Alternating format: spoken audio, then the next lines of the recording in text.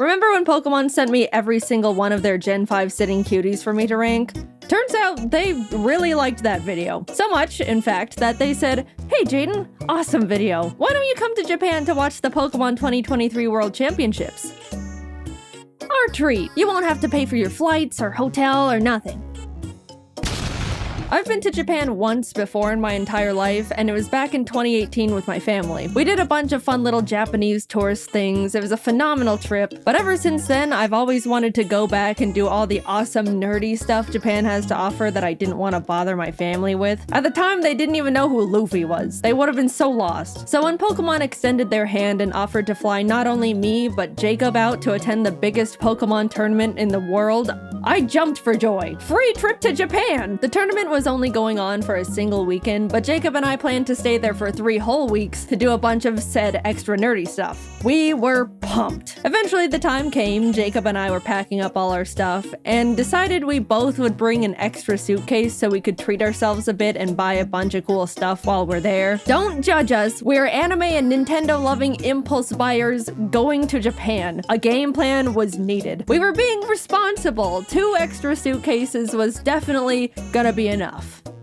Yep. Equipped with our extra luggage, we headed off to the airport. Pokemon straight up gave us business class seats. We didn't ask for them or anything. So when we boarded, we realized we had the seats where you could lay down. There even was some sort of seat divider that acted like a car window, so I could roll it down and bother Jacob whenever I wanted. Quick little 11-hour flight later, and we were in Japan. It was time to have the best trip of our lives. I'm not joking. I had the most incredible trip and got to do things I won't ever forget. And I won't, because I've now plastered it onto the internet forever. We landed midday Japan time, so we decided to go to the first thing we wanted to see while abroad. Japanese McDonald's. I couldn't order anything except fries, but Jacob and I both dropped our jaws when we saw something called the Double Big Mac on the menu. I thought Americans already went big with the Big Mac, but Japan did the impossible, just to send a message. What a magical place. Let's begin with the next morning. Pokemon planned a bunch of cool stuff for the creators and partners they flew out, beginning with a group field trip to the Mega Tokyo Pokemon Center. Jacob and I woke up early for it and missed the bus they had for us. And it totally wasn't completely my fault entirely, because I hypothetically didn't read the schedule correctly and was taking my sweet time getting ready. Why would you think that? So we had to take the trains on our own to get there. Anyone that remembers my first Japan trip knows the trains were me and my family's mortal enemy number 1. We kept getting it wrong, and it was failure after failure the entire trip. You'd think that with all that prior experience and struggle, I would have grown as a Japanese train understander, right? Nope, we got on the wrong train. But at least we were having a good time. After a lot of freaking out and mental strain and regrets, we finally arrived at our destination, and although by the time we got there they had already finished looking at the Pokemon Center, we were able to grab a quick snack with the group at the Pokemon Sweets Cafe. I meant to take a picture of the Pikachu waffle before I ate half its cranium, but I forgot, so this is what you get. Now that we were with the group, we were able to travel with them for the rest of the day, so we packed into the bus and headed off to a traditional tea ceremony where we were taught all about how the tea masters would make tea and tea etiquette and all these things about the significance of tea in Japanese culture, all while getting to taste the tea master made. Again, I meant to take this picture before I took a chunk out of the little sweet they gave us, but here we are yet again. I'm just not that great at this. They also served us a really special lunch of super fancy bento boxes, like so fancy that the host was like, "Dude, I've never even had these bento boxes before." I was super excited, but I don't mean to be ungrateful or wasteful, but the box was full of super fancy, complicated fish and seafood. I knew going to Japan I'd have to be flexible with food because it's really hard to be vegan or even vegetarian there, so I really tried to eat as much as possible and look thankful. But yeah, I struggled a lot. But I still had a great time, and it was an honor. We were dropped off at the Yokohama Chinatown and left to explore a bit until dinner in a few hours. Everyone separated into groups, and Jacob, Stefan, the guy that sent me all the sitting cuties, you guys remember him, the guy named Steve, and I went and pursued the street food a bit before stumbling into a little arcade with a bunch of crane machines. I got this silly little bear minifigure. His name is Chico, so I decided to innocently carry him around in my pocket for the entirety of the trip. You know, because he was silly. This single action severely changed the course of my mental stability going forward. You'll see soon enough. But look at these cute photos I got with them. We had a great dinner, headed back to the hotel, got to hang out with our good old Pokemon rival Jan a bit, and called it a night. The next day, we all got to do some private shopping at the Pokemon World's pop-up shop. I'll just say we bought way too much stuff that we also don't regret in the slightest. I even got this video of Jacob grabbing more and more sitting cuties as the workers kept reorganizing them to keep the display looking perfect. We walked out of there with 3 giant bags of stuff. But it's okay, because remember, we anticipated this with our extra suitcases, which I am starting to wonder if they are going to be enough, but surely we will come down. We were then all taken to the creatures' offices. You know, just the place where they make Pokemon cards. It was gorgeous in there. They had these awesome sculptures of giant Pokemon cards with crystals, and all the walls were lined with 3D card art. It felt like I was in a building with a lot of significance. Because I was. We got a tour around the building, met the TCG card testers, and were able to ask them questions about their process. Even got to have a little Q&A session with Atsushi Nagashima, the game director of the Pokemon TCG. It was funny, one of the people in our group asked how they chose which Pokemon to make cards for. A good question. And then followed it up with, I really like Mantike, but there's only 2 Mantike cards that exist. And the assistant pulled up a list of all the Pokemon Mantike cards that have ever been created, and sure enough, there were only 2. The director chuckled and was essentially like, yeah, sometimes Pokemon get lost in the cracks. We kinda just make cards of Pokemon I like. For example, my favorite Pokemon is Gengar. And you know what? That actually makes a lot of sense. Also, we were able to have a Q&A session with the Pokemon card art director and 3 artists who actually draw art for the cards. That was super interesting, and I was so incredibly inspired by that discussion. But you know those Pokemon cards with the super cute clay art? That artist's name is Yuka Mori, and she was in that panel. I was so starstruck. Those are some of my favorite Pokemon cards. And not only that, but she hosted a little workshop for us where she gave us clay and taught us how to make little clay Magnemites like in this card here. Speaking of this card, she brought the actual original Magnemite for us to see. That was by far the coolest thing that I've ever gotten to be a part of. We got to meet a piece of genuine history. I felt like I was meeting the president. Also, here's me and Jacob's Magnemites that we made. Day 3 of our little Pokemon field trip, and we were taken to another Pokemon Center. This time in Shibuya, which was also right across from a Nintendo store. It was like a bullet was shot through our credit cards. In the shopping center, I saw a little gacha machine with little miniature Chikawa plushes. I was only interested in getting Chikawa, but I decided to test my luck anyway. And I got him first try! Now I had 2 of them. Yes, the original was still in my pocket. You can safely assume he is in my pocket for the entirety of this video. I've got pictures to prove it. Jacob snapped this awesome picture of the Chikawa brain rot taking over. When we were looking around in the Shonen Jump shop, a little Japanese boy pointed at Jacob and went, "Sanji-san," before his mother quickly yanked him away, and I still to this day laugh at that interaction. Poor kid saw his first blonde guy in real life and immediately thought it was Sanji. Later that day, we also got to attend the Pokemon Symphony, where a live orchestra played Pokemon songs, and it was absolutely incredible. Video game orchestras are so cool. It always tugs on my heartstrings to see video game music transformed into such a beautiful new art form. Highly recommend attending one if you have any favorite games or franchises. On to the first day of Worlds. It was exciting, people flooded into the venue, we watched the opening ceremony in the crowd. Just wow. This is the whole reason why we're here. We went back to shopping. Look at this cute little Chikawa book I found in a nearby bookstore. At this point, we were absolutely pushing it in terms of luggage space, and we were day 4 into a 2.5-week trip. Our shopping sprees until this point were very not frugal, so we cut our losses and bought 2 extra giant suitcases to fit everything better. Okay, we knew we were gonna need extra suitcases. Getting a few extra couldn't hurt. Look, the flights were paid for. We were still saving money at this point, I think. That's my rationalization. I'm going with that. Also in the mall were tons of Pokemon monitors straight up playing the World Championships. TCG, Pokemon Go, VGC. Japan treated Worlds like it was the Super Bowl. And it was just so cool to see one of my main interests so culturally celebrated. People of all ages would stop by to watch for a bit before going back to their shopping. I can't explain it, but it just made me very happy. We even got to see Wolfie live on the monitors. How'd he do? He did great. Don't worry about it. Nothing happened. Look, we were just happy to see our friend on the Pokeball screen. Proud of you, Wolfie. You're so cool. The second day of Worlds was hype. So hype that we left Yokohama and flew to Osaka. I haven't mentioned it yet, but we actually got tickets to see the one and only Hatsune Miku live in concert. The real ones know how huge that is for me. I want to talk about how life-changing that was, but I'm gonna make a whole separate video about that experience I'll be posting next. All I'm gonna say is it was the best day of my entire life. By a lot. Subscribe now before you miss it, just saying. I will mention we did have to take the train to get back later that night and got super lost again. And we never get better at it. Don't expect anything to change in that regard. We did finally get back to Yokohama, crashed for the night, and had a nice slow morning as we got ready for finals later that day. To any One Piece fans who are caught up, we were in Japan for the One Piece anime episode. You know what I'm talking about.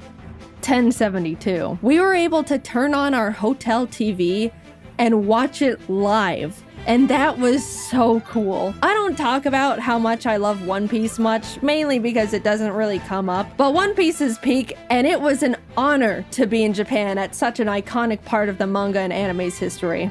Anyway, back to Pokemon, sorry about that. We were able to watch the final VGC match live, got to chat and eat dinner with Wolfie and some other friends, had a late night hangout with Jan again, and that was about it. Day 7 meant it was time to pack up all our stuff from the hotel, say goodbye to Pokemon and Yokohama, and head on over to the apartment we rented for the rest of our stay just outside of Tokyo. At this point, we had filled up all 6 suitcases and multiple backpacks. I didn't mention it, but Pokemon gave us a truckload of gifts that we genuinely had no idea what to do with. We're grateful nonetheless, thank you Pokemon. But yeah, the taxi ride was a bit awkward. So, are you meeting up with some friends? No. After we got situated in the new place, we decided to look around the area and grab some lunch. And I gotta say, the little hole-in-the-wall restaurant Jacob found was some of the best ramen I've ever had ever. They even made it vegetarian for me, which was extremely kind of them. Food modifying is a bit tricky in Japan compared to the States, so I was very, very thankful. And it was delicious! We then proceeded to do absolutely nothing for the rest of the day because we were exhausted from the trip so far. I haven't mentioned absolutely everything we'd been doing on the trip because it would be a lot of, first we did this and it was cool, then we did this and it was cool. Even though it was such a pleasure to be invited, I was so dead and definitely looked super not approachable or friendly to the rest of the group by the end of it. Sorry, guys. But neither time nor Japan stops for anyone, so we had to keep on chugging along. There were a bunch of friends we wanted to see while in Japan, and one of them was Connor. He wanted to take us to what he deemed his favorite Italian place ever. I asked if it was like fancy Italian, to which I was given the answer of no. So we get there, having a great time, and suddenly we realize Junichi Masuda, the director of Game Freak, is there having dinner.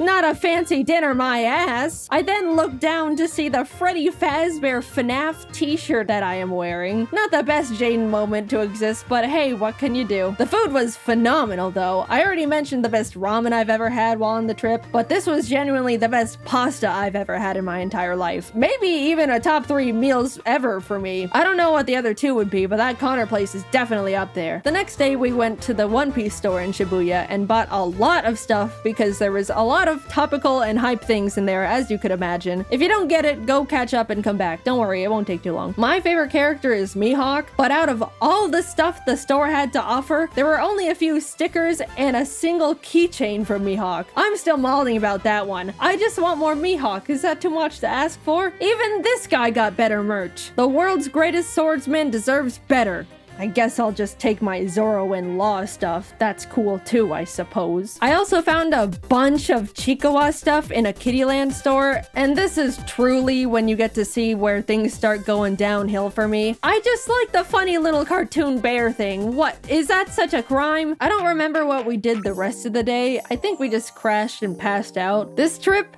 as surreal as it's been so far, has been absolutely taking a toll on me, and I desperately needed to just not move or talk or exist for a bit. We were doing so many different things that were all awesome, and hanging out with so many different people that were all awesome, but man, I am not built for extended periods of that much excitement and socializing. As much as I would like to change this fact, I'm also not a very active person. I know. Up until this trip, I was practically sitting down 24/7, working all the time to prep as much work as possible so I could have a guilt-free 3 weeks off, and my muscles were definitely starting to decay at that point. I looked at my phone's step meter thing, and there was one day where I literally got 300 steps.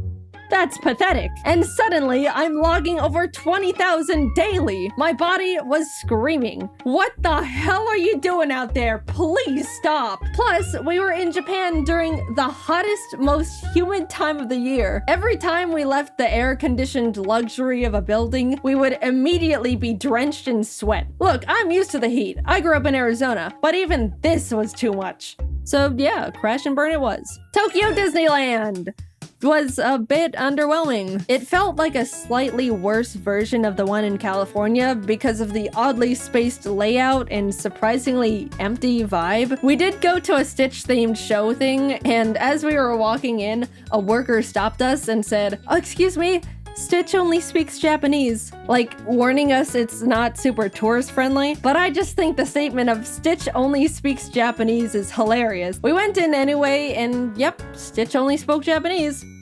Kazoku. Yeah, overall, it was not the best thing we did, but apparently, I didn't know this, Japan has 2 Disneys, Disneyland and Disney Sea, and we went to Land, which is unanimously deemed the worst of the 2. So, oops, better luck next time. Jacob and I took 2 more rest days where we just turned to ash, then up and at 'em, back to Osaka we go. This time, we went to an Eve concert. Besides Hatsune Miku, the Japanese band Eve is the only other concert I've said I wanted to go see. I love their music videos they have for all their songs. It's always such beautiful animation. And by the way, they're the ones who sang the Season 1 Jujutsu Kaisen anime opening theme, if you're lost. Earlier in the trip, Jacob just so happened to look up if they were doing a concert while we were there, and lo and behold, they were. He got some totally not scalped tickets, which turned out to be a super complicated process, so thank you, Jacob. You're the bestest friend I've ever had. Thank you for going through the trenches for silly old me. Anyway, the concert was so incredible. The atmosphere was fantastic. They had awesome visual effects going on. The glow bands a lot of people bought were perfectly synced to the music and colors on the stage, which really enhanced the experience. The music was great, which, I mean, of course it was. That was the whole reason we went in the first place. I talk about it more in the upcoming Miku video, but Japanese encores are so much different from the American ones. They're so quiet and polite. There was pretty much no screaming and cheering. It was just a long applause with a semi-whisper chant of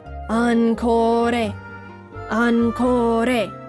And they also made us wait like 5 minutes for them to come back out. My hands were getting itchy just from clapping so much, that's how long it took. And then when they finally came out, they ended up doing like 5 extra songs. I mean, I'm not complaining, but after the 4th time thinking, man, that was a great last extra song. Well, time to head home. Wait.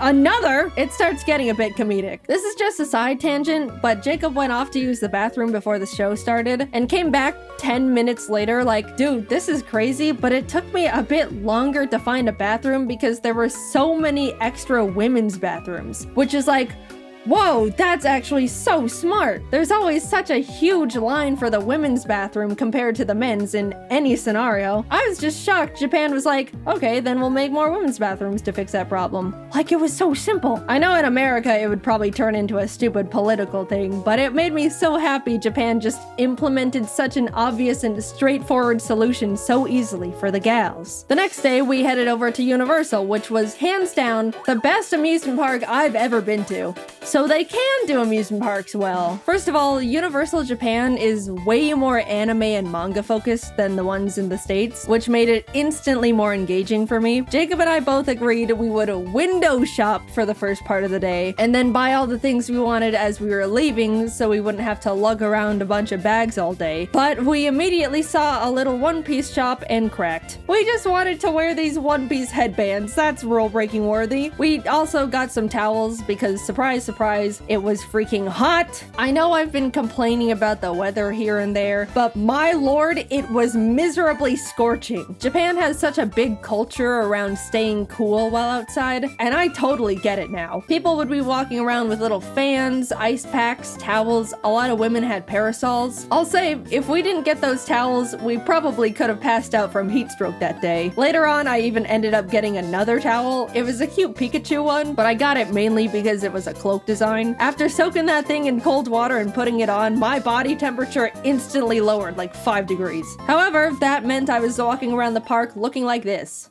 Back to the awesome stuff. We did a bunch of attractions like watch a fun 4D Jujutsu Kaisen show where the seats move around, went on a super cool 3D VR Spider-Man ride. We tried to cool down by going on a Minions thing called Freeze Ray sliders that claimed to cool riders down with a blast of chilled mist from a giant freeze ray. But we got on and absolutely did not even touch a drop of the mist because it never ended up getting in range of our cart. That felt like an actual tragedy at the time. There were a few big roller coasters we wanted to go on, but I get super motion sick and forgot to bring nausea medicine, so no roller coasters for us. But I shall return one day. The park, of course, had a bunch of cool themed restaurants, one of them being a super cool One Piece restaurant. Did I mention I like One Piece? There also was a special Sanji one, but we didn't know you needed a reservation, so phooey. It was awesome though, I love One Piece. After a few hours of rides and being broiled alive, we decided to fully cool off by going on the Jurassic Park ride that's just giant splash mountain with dinosaurs. We cooked in line for probably a solid hour, and as soon as we were literally stepping foot inside the ride,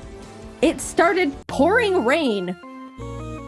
Now that's just not fair. I don't even understand how that happened, but whatever. We started buying all the stuff we window shopped for as we waited for the One Piece live show to begin. Again, please refrain from judging. I am being vulnerable and open here. By the way, as we were walking around, we stumbled onto a little Mario-themed show just out in a courtyard area. They played some fun little custom songs and had all these dancers alongside the mascots. And then out of nowhere, they started absolutely blasting the crowd with like gallons of water. I didn't even see it coming. It was like firefighters showed up to put out a giant fire, except the fire was a bunch of Japanese people. The time came and we got to file in for the special One Piece live show, and even though Jacob and I didn't understand a single part of it because it was all in Japanese, it was awesome, and the costume design was phenomenal. It was a bit unfortunate though, because the seats were all in like a half circle formation around the stage. As much as they tried to make the show enjoyable from all angles, it was pretty hard to see the main things going on in the center. My only true complaint though is that Zoro didn't come to our side at all. All the other characters rotated around so we could see them, but Zoro only did it at the very end to take a bow. Also, Mihawk being included would have been nice, but it's okay. By the time we got to enter Nintendo Land, it was like 9 p.m. We got up at 6 a.m. by the way, so we pretty much just rode the Yoshi's Island ride they don't have in the States and headed home because that's all the energy we had left. But even just seeing that, it was miles better than the one in the States. Also, we picked up a little dinner at the 7-Eleven near our hotel. 7-Eleven is actually awesome in Japan, by the way. And they had a few little Chikoa plushie keychains, and I bought them.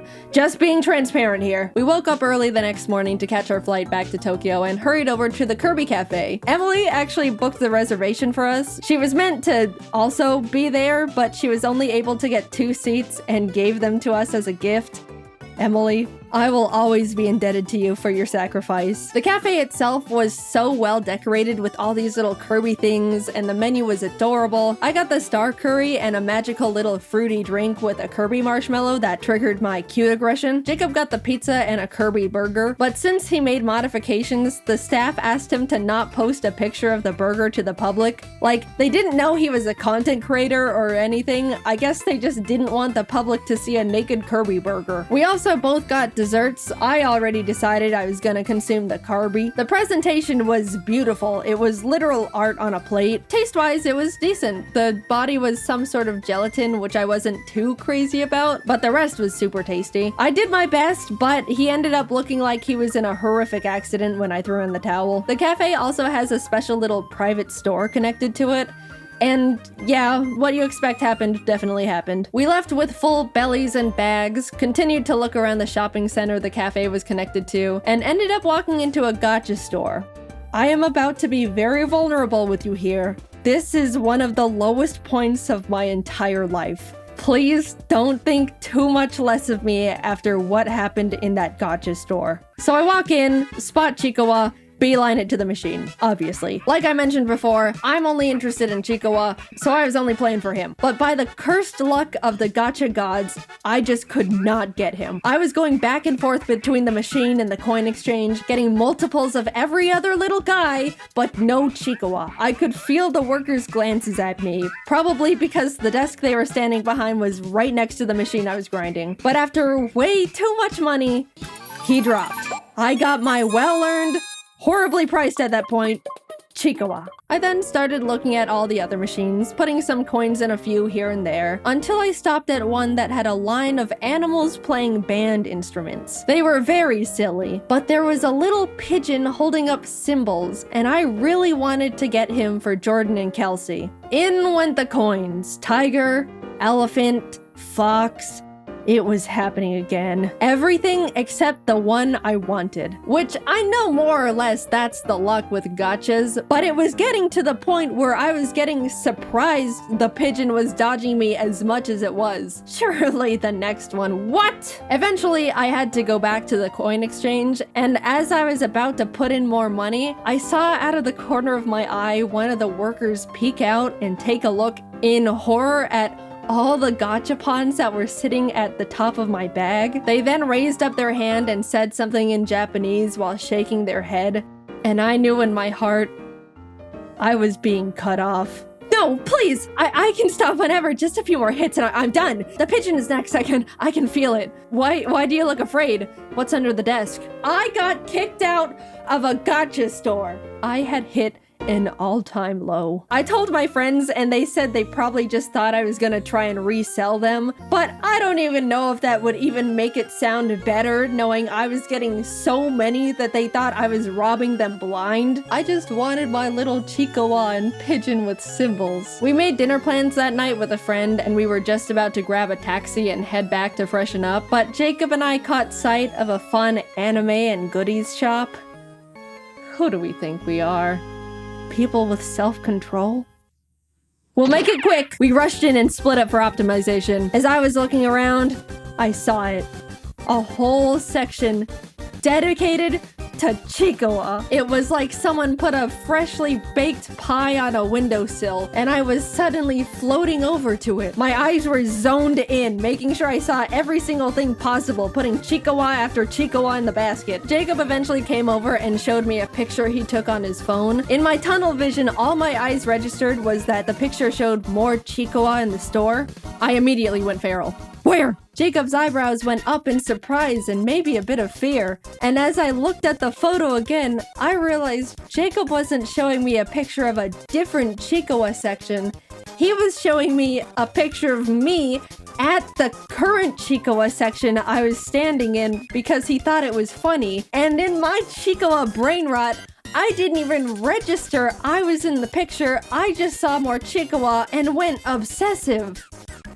This is how I am. Either stand by me or leave. No, I don't need an intervention. Put it away. We left. I looked longingly at the crane machine Chikawas we didn't have time for, and we made it in time for dinner. Plus, we ended up in another arcade nearby anyway, and I got myself a Chikawa from one of those machines, so it worked out. Stop. I don't want to hear it. Finally, we were reaching the end of our trip. We spent the last day grabbing lunch with Emily and Didus. There was a cool One Piece scavenger hunt event going on, so we also did that with them. We basically had to walk around Shibuya and find special One Piece trading card posters hidden around the area, and if we found enough along with the special card of the day, we could get a limited edition mystery card. It was fun, but also hot, and all my clothes were sticking to my body. Didus generously let me borrow his umbrella, and I jumped for joy as he showed me it was coincidentally Chikawa themed.